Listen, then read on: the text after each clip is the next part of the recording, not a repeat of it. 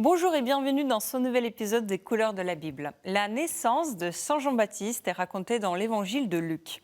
Un ange annonce à Zacharie que sa femme Élisabeth, qui est déjà âgée, concevra un fils. Il est incrédule et en guise de punition, il perd sa voix. C'est donc par une action divine qu'Élisabeth tombe enceinte, tout comme sa cousine, la Vierge Marie, et leur rencontre donne lieu à l'épisode de la Visitation auquel nous avons consacré l'une de nos émissions. Élisabeth donne naissance à un fils qui sera appelé Jean, qui signifie Dieu fait grâce. Dans ce premier tableau, nous sommes témoins de ce moment. Au travers d'un arc gothique sculpté, nous entrons dans la chambre d'Élisabeth, où elle est encore alitée après l'accouchement, assistée par une servante. Au premier plan se trouve Zacharie, le père, la Vierge Marie et donc sa cousine, qui tient le nouveau-né. Il n'y a pas d'erreur ici, car selon la tradition populaire, Marie était présente. Elle a même été la première à prendre ce bébé dans ses bras. Élisabeth annonce ensuite vouloir appeler son fils Jean. Cela surprend tout le monde, car personne de sa famille ne portait ce nom. On demande alors la confirmation à Zacharie, qui est représenté assis avec un papier et une plume à la main, toujours muet. Il confirme l'intention de son épouse et écrit « Jean est son nom » et dès ce moment, il retrouve sa voix. Ce tableau, peint par un artiste anonyme, serait la copie d'un très grand maître du XVe siècle, le célèbre Roger van der Weyden. La particularité de sa peinture est le réalisme quasi photographique, avec une grande attention aux détails et aux matières. Un style rendu possible grâce à la peinture à l'huile, dont l'invention dans les Flandres a révolutionné l'art européen. Observez les détails au premier plan.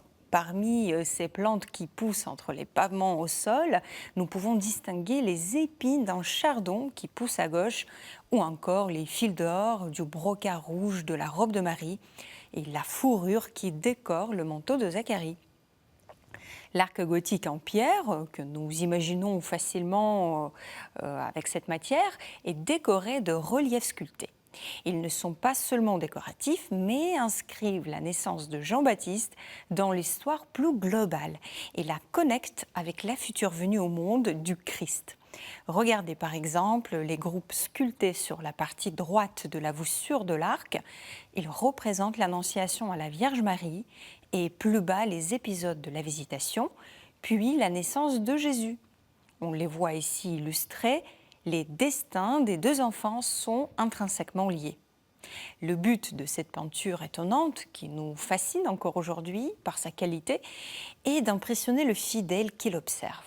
Il s'agit de lui donner l'impression de la véracité des matières, des plantes, des tissus, des pierres, afin qu'il puisse s'imaginer plus vivement cette scène biblique et que sa foi en soit fortifiée.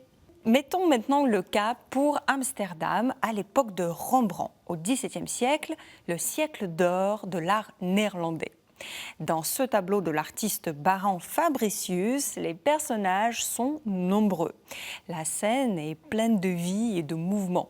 Plusieurs étapes de la même histoire sont racontées dans le même espace. À droite, Élisabeth est alitée. À côté d'elle, Zacharie écrit le nom de l'enfant sur une sorte d'ardoise. Le berceau du nouveau-né est vide au premier plan, car il est déjà passé dans les bras d'un rabbin âgé au centre d'une petite foule de curieux venus assister à la naissance d'un prophète. Ce tableau ne rappelle-t-il pas un rassemblement d'une famille juive à Amsterdam au XVIIe siècle ? La communauté juive était alors très importante, souvent représentée par le grand Rembrandt, dont le style a influencé Barend Fabricius.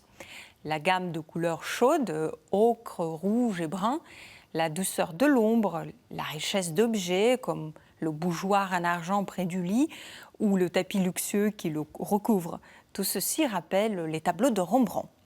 Cela rappelle aussi et surtout le quotidien des habitants de la capitale des Pays-Bas à cette époque. Selon la volonté de leurs auteurs, ces tableaux racontent des événements bibliques tout en les ancrant dans un contexte contemporain très détaillé, permettant aux spectateurs de se connecter plus intimement aux histoires sacrées. La peinture religieuse, régale des yeux, est ainsi un moyen incarné d'enrichir sa vie de foi. Je vous remercie de nous avoir suivis aujourd'hui. N'hésitez pas à partager cette émission à partir du site ktotv.com ou à partir des réseaux sociaux et à très bientôt.